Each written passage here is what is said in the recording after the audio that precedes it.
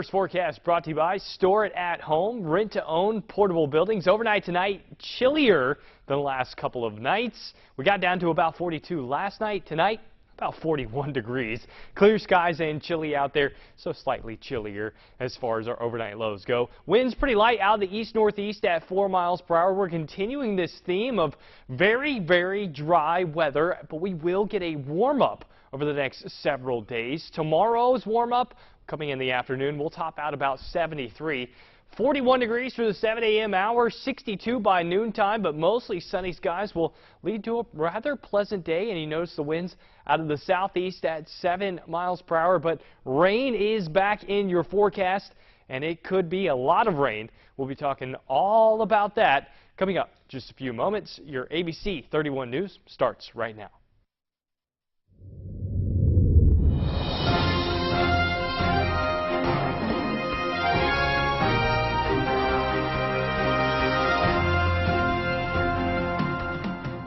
Welcome to ABC 31 News Tonight. I'm Scott Beadle. It's been 6 months since Hurricane Maria decimated Puerto Rico. A local resident recently returned from the island nation where many are still without power. ABC 31's Joanna Phillips has our big story tonight. It's been 6 months since the near Category 5 Hurricane Maria charged through the island of Puerto Rico. Recovery efforts are ongoing as some are still left without a home to call their own and something many of us take for granted. Power. A local company in central Louisiana, ISPC, recently traveled to Puerto Rico to lend a hand in restoring power on the island. ISPC is the Institute for Safety and Powerline Construction. Basically, we do safety and craft training for the electrical industry. Everything from the generation side all the way to the distribution side. So we do leadership training, safety training, rescue. Basically, we were going around to the different crews in an assigned region and visiting the crews and making sure that they adhered to a certain set of safety rules, that they were doing the job safely and effectively. While the company was there, they had the chance to see firsthand how the residents are coping. You know, these people had been without water for 4 or 5 months. They are coping. They're tired of being without power, as well you could imagine. But despite these things, they did what they could to ensure that those who traveled to help with recovery efforts were comfortable. People fed us. We were in there for 2 weeks getting the electricity back on and had to reroute some lines and stuff like that. But they fed us every day for 2 weeks, lunch, every day for 2 weeks. They had no water, no electricity. The ladies were like, when you come back to Puerto Rico, and we hope you do, when you come back, she says, this house is empty and that house is empty. They're yours. Wow. When you want to stay, you bring your family, and you're your family now. You're not visitors anymore, you're family. And with everything being done to restore power and communities, the work seems to be paying off. It's about 99%. So getting close. Yeah, getting close, but the last 1% is going to be a doozy. The terrain is extremely difficult for the line workers, and it's going to be a slow process for that last percent. Joanna Phillips, ABC 31 News. An Opelousas man is arrested by the state's cybercrime unit for crimes against children. 41-year-old Eddie Edmond is charged with indecent behavior, computer-aided solicitation, and manufacturing sex abuse images of children. He was arrested in Lafayette and transferred to the St. Landry prison. Rapids deputies arrest a man from Ball on charges of rape, battery, domestic abuse, and illegal carry. 52-year-old Michael Elliott Gowan was reportedly involved in a disturbance on Highway 28 East late last month. A victim says he sexually assaulted her while she was passed out. And a man from DeVille is arrested for theft and illegal carry after a break-in at a home on Highway 28 East. Rapids deputies say 29-year-old Devin William Carter is accused of the theft after they say they found missing items in his home. He's also charged with theft of a gun and illegal carry. The Wellness, Recreation, and Activity Center at Northwestern State University is dedicated in honor of the late Dr. Randall J. Webb in a ceremony in Natchitoches. ABC 31's Char Thomas has our story. Yesterday afternoon was a very special day for Northwestern State University's Recreation and Activity Center. The Wellness, Recreation, and Activity Center gained a new name in honor of the late Dr. Randall J. Webb. University President Chris Maggio says there isn't anyone more deserving of this than Dr. Webb. Naming a building under his leadership was renovated for over $6 million, the Student Wellness Center. And from now on, this building will be called the Randall J. Webb Wellness, Recreation, and Activity Center. A large crowd gathered for a ceremony celebrating the life of Dr. Webb. Webb was the longest-serving president in the history of Northwestern State. During the duration of his time as the university's president, enrollment reached record level, exceeding over 10,000 for the first time in school history in the fall of 2004. Dr. Webb's wife was honored by the ceremony, and things got pretty emotional for her. Andy's been gone for a couple of years now, but what touched me the most is that people did remember his legacy, and he was not forgotten, and that President Maggio and others saw the importance of having his name on a university facility, and the RAC is just a wonderful example of bringing the student as a whole together, fitness, mind, and soul. Webb's legacy will forever remain on the campus of NSU. Shar Thomas, ABC 31 News. A facility built in Bunkie to benefit troubled youth in the state now sits as an empty, unused structure. WBRZ's Chris Nakamoto has the story. An hour and a half outside of Baton Rouge is the quiet and rural town of Bunkie. Railroad tracks, wildflowers, and sprawling farmland are part of life. It was here that an ambitious project to rehab our state's troubled youth took shape in 2014. The Acadiana Center for Youth sits on 20 acres of land and is a state-of-the-art treatment center. But as soon as the 9-building, $20 million facility was finished, there were problems. Tonight, with no money to run it, weeds are growing all around the building, even though it's never been used. Dusty Tagliarino shakes her head every time she steps out of her front door. Thought it would have well been open by now. Her house faces the new facility. There's a lot of disappointed people in the area, that see that, a waste of money, really. When that money could have probably been put to better use for something that they could fund. The contractor that built this facility declined to do an on-camera interview. However, he did tell me on the phone that the shape that you see the building in now has been this way since January of 2017. And he says it's costing him anywhere between $15,000 to $20,000 per month just to run the utilities on this building so the buildings don't rot. The latest blow to opening the facility came at the Capitol this year when the proposed budget took away partial funding for it.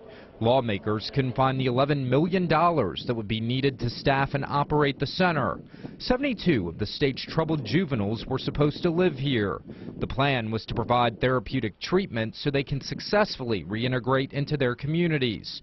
And 124 employees would work out of the building to make that happen. It should be in their long-range budget. Representative Franklin Foyle is the Vice Chair of Appropriations in the House. The department came to us with a vision to create a new juvenile facility. We appropriated the money back in 2011, 2012, and the facility is finally completed. Now they're telling us they don't have enough money to fund the facility. Tonight, Foyle says he's just as aggravated as the taxpayers. He blames the Office of Juvenile Justice since it was their plan to construct the facility. We rely on the department when they come in and make a request for new construction that in their plan for moving forward that they have the budget to run the facility. And so we go with the department's plan, and I think we were surprised when things came up short. Meanwhile, taxpayers like Tagliarino are reminded of the state's bad budgeting every time she steps outside her house. If you know you can't fund something, why are you going to build it? Why are you going to promote it? Why are you going to get people's hopes up that, we're going to be able to help troubled youths around here? Lawmakers like Foyle, who green-lighted money for the project, are also demanding answers over how this happened. Do you think taxpayers deserve better? Because at the end of the day, what they have in Bunkie right now is a very expensive decoration. We all have an obligation as public officials to the taxpayers to manage their dollars efficiently. And so I think it's collective effort required on all of our behalfs to manage the money more judiciously. Local elementary school students participated in a fitness meet this afternoon. The annual Rapides Parish Fitness Meet drew teams from area schools to Alexandria Senior High's track. They competed for a spot at the Olympic Games of elementary school children in Louisiana. Just the pride and doing their best, representing their school. The top 6 boys and girls will move on and go to the state competition in Baton Rouge in April. They'll compete against all other parishes. We have been state champions. I'm very proud to say Rapids Parish has been state champions for the last 2 years. But they can just take away a feeling of knowing they were out here representing their school, doing their best, showing all the great things about them. The parish competition is part of the Governor's Games, a 6-month statewide sporting event that involves every recreational department in the state. The program is intended to get kids interested in being active from an early age. This morning, Alexandria Middle Magnet took the pledge to be the first generation to put a stop to tobacco use. But it starts when you have to catch them at a young age. And if they can pledge now in middle school to not smoke, then definitely when they get to be an adult, they'll have the knowledge that they need to make the right decision. So it's all about making the right choices for yourself. On Kick Butts Day, kids encourage their peers to be tobacco-free, reject tobacco companies' marketing, and urge elected officials to help make the next generation tobacco-free. Tioga Heritage Day is coming up. It's an annual event held by the Tioga Heritage Park and Museum. It's one of our fundraisers, and it's a pancake breakfast. We'll start the morning with a pancake breakfast. We have a silent auction, and we'll even have a gospel quartet that will be singing out there. And vendors, we encourage vendors to come on out. It doesn't cost a thing. You'll need to bring your tables with you, but it's going to be a fun day. The event will take place on Saturday at the Tioga Heritage Park and Museum. You can visit tiogaheritage.com to learn more. Hop into spring and welcome to Pineville's Wild Side. Join your friends March 31st at Gone Wild Safari for an Easter egg hunt. The animals are waiting and you're invited. The Alexandria City Marshal's office is bringing Easter to Peabody High, and you're invited. March 31st at noon, bring the kids 12 and under for 3,000 eggs, gift baskets, and free food and drinks. Bring the family to celebrate Easter at Indian Creek. Enjoy an Easter egg hunt, sack races, egg toss contest, petting zoo, and more. Starts at 1 at the Indian Creek Recreation Area. Everyone is invited March 31st to the Alexandria City Park for our citywide Easter egg hunt. Kids 4 through 12 can join the Easter Bunny in the hunt for 10,000 eggs.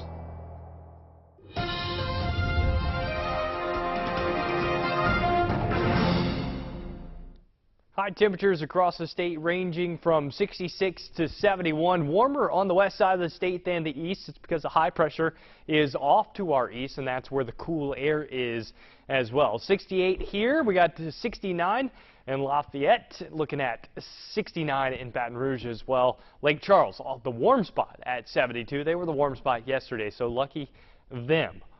Early this morning as we go into the morning hours, clear skies but chilly. We'll be dropping down to 42. That'll likely be around our low. 45 by 4 a.m., 43 at 6 a.m., and 42 at 8 a.m. And if you're getting up at any moment in time before 8 a.m., I hope you've got one of those, a big old strong cup of coffee, because you will not see me awake before 8 a.m. Maybe 8:30, but not 8 a.m.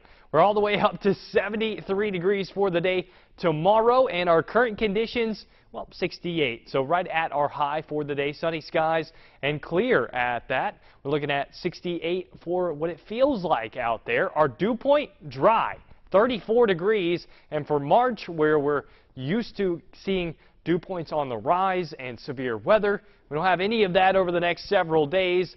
The winds out of there at 10 miles per hour out of the west-northwest, meaning cool temperatures. Across our radar here, really nothing going on. This has been the case over the last several days. What you're picking up here on the radar, that is just what we would call chaff or chaff, whatever you want to say it is. It is nothing on the radar. The radar is picking up some kind of interference, or likely that radar is probably messed up. It happens. Tomorrow, sunny much of the time, beautiful for the afternoon as we warm up once again. Then going through into our Thursday and Friday.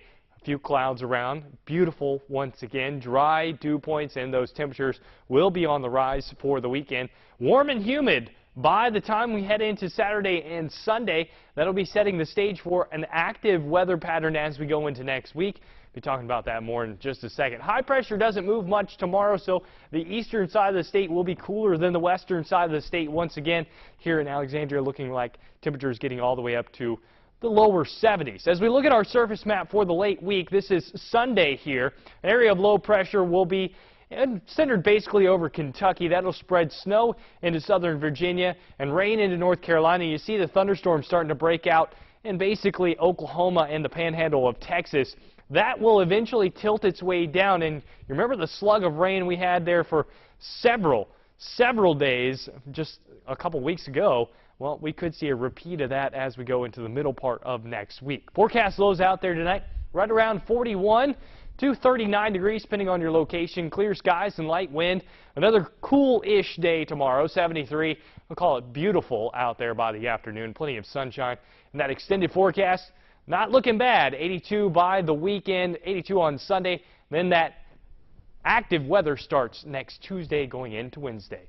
Good morning, Central Louisiana. Good morning, America. Look for your local weather updates during GMA. Brought to you by LSUA. Find your way to A.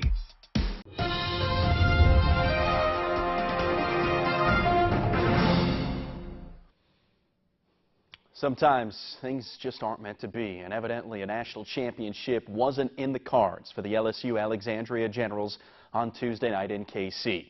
In a tie game in overtime, the Generals were hoping to see another 5 minutes put up on the clock, but as the last few seconds ticked down, Justin Harley broke the hearts of Generals fans with this buzzer-beating three to walk off with an NAIA national title. Harley shot just 31% from deep on the season for Graceland, who was making their very first tournament appearance. It was a thrilling game that saw the Generals overcome an 8-point halftime deficit. Jordan Williams finished with 31 points on 8 three-pointers as LSUA finished their season as national runner-ups and a 29-8 overall record. News came in last week that New Orleans Saints and Pelicans owner Tom Benson had passed away at the age of 90. Today, dozens in Louisiana lined up to pay their respects. His body lies at the Notre Dame Cemetery in New Orleans, where it will remain for 2 days for people to say their goodbyes. A private funeral is set to take place Friday. Drew Brees, Sean Payton, Anthony Davis, and Alvin Gentry are all set to be honorary pallbearers. Thanks for watching. Have a great night. Stay connected with KLAX ABC 31. Visit us online anytime. Get today's top stories and trending topics. Like us on Facebook. Follow us on Twitter. See our pics on Instagram. Watch us on YouTube. And make KLAXTV.com your home for local news and information. Plus, download the KLAX weather app for your smartphone or tablet. Get live current conditions, radar maps, alerts, and more. More ways to stay connected with KLAX TV.